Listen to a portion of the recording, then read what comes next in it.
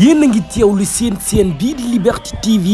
xibaar yi wóor te gaaw ci tàng-tàng bi ñu ngi lay ñaan nga daal di abonné wu te activer cloche de notification yi vidéo bu dëggu nga bokk ci ñu koy njëkk a am. bu dugg ci oto yàqu yi bu nangu di toog naan dangay ut looy wax Cheikh Yérim Seck ndax nag asu bi mu neexee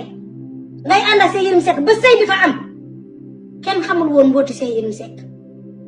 kenn xamul woon tamit lu nekk seen diggante lépp lu ñu xam yaa ñu ko xamal léegi bi mu neexee ñun xamuñu tey jii nag nga ba amaat beneen jëkkër tey ngaa sëy sa sëy ba nga dugg ci yenn man jigéen lu ma ko bëgg a gaaw a attaqué man jigéen lu ma ko bëgg a gaaw a attaqué man ndax li ma war mooy man xëy na nag boo demee nag ba dugg nag foo war a dugg bu boobaa xam ngeen ne facette bi sax sama facette mais tey damay waxaa moom ci njëkk ak teraanga ndax da ngay jigéen may jigéen amaana xëy na sëy bi jeex na te doyalul amaana xëy na la mu foogoon ci sëy ba fekku ko fa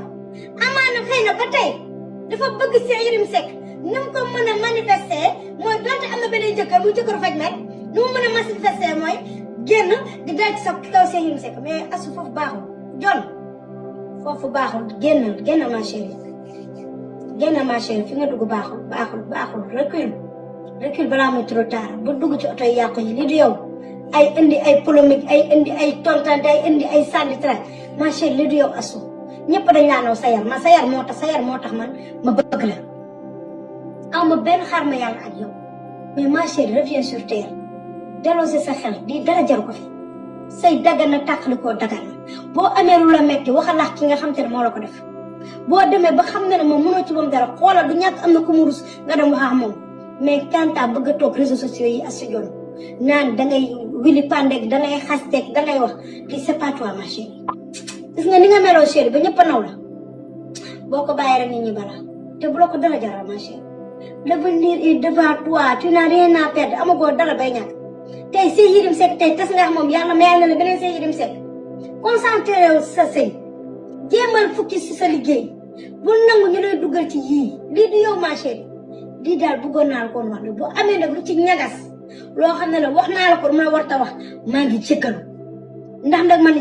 man dama respecté doomu aadama rawatina jigéen parce que dama di jigéen tey li la dal amaana yaa xam li lay sa biir xol amaana yaa xam li la metti ba nga koy defulee nii mais du nii ma chérie c'est pas comme ça reviens sur terre c'est pas trop tard pour bien faire reviens sur terre ak Cheikh Yérim li si yoon moo laa mënta ba mu koy woo di ko sosal.